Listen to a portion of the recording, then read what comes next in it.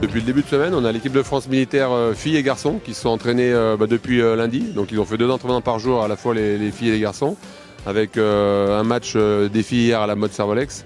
Les garçons ont joué contre Aix-les-Bains mardi et il y a une petite opposition là, qui va être là tout à l'heure avec nos joueurs du centre de formation. Ici c'est la crème des handballeurs des armées, toutes les armées réunies, l'armée de l'air, l'armée de terre, la gendarmerie, la marine nationale, tous les meilleurs.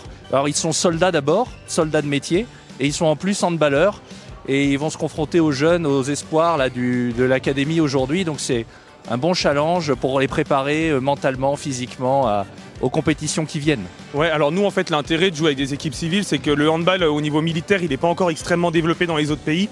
Donc c'est vrai que l'avantage de se rapprocher de clubs civils, ça nous permet d'avoir des oppositions et de profiter aussi des structures qui nous sont mises à disposition par les clubs.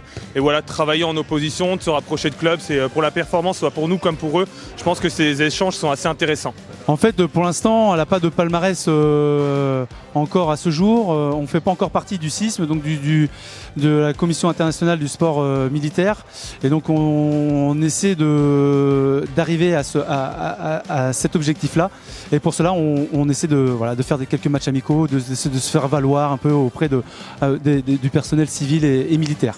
Vous savez que l'armée et les armées en général, on partage avec beaucoup d'autres institutions, mais des valeurs importantes qui sont le collectif. On est toujours plus fort à plusieurs que tout seul. Le dépassement de soi, l'effort, le goût de l'effort, le goût de la compétition.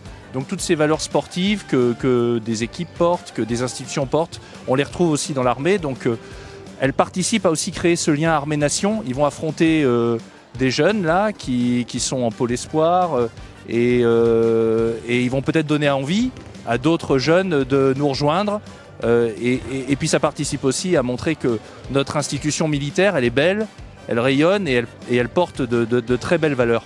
Il va y avoir les championnats de France militaire qui vont être là le 15, 16, 17 février ici à l'Académie avec les 4 corps de l'armée qui seront présents, c'est-à-dire gendarmerie, armée de l'air, armée de terre et marine. Donc voilà, que ce soit aussi garçons et filles. Donc on a le plaisir d'organiser ici dans cette Groupama Académie.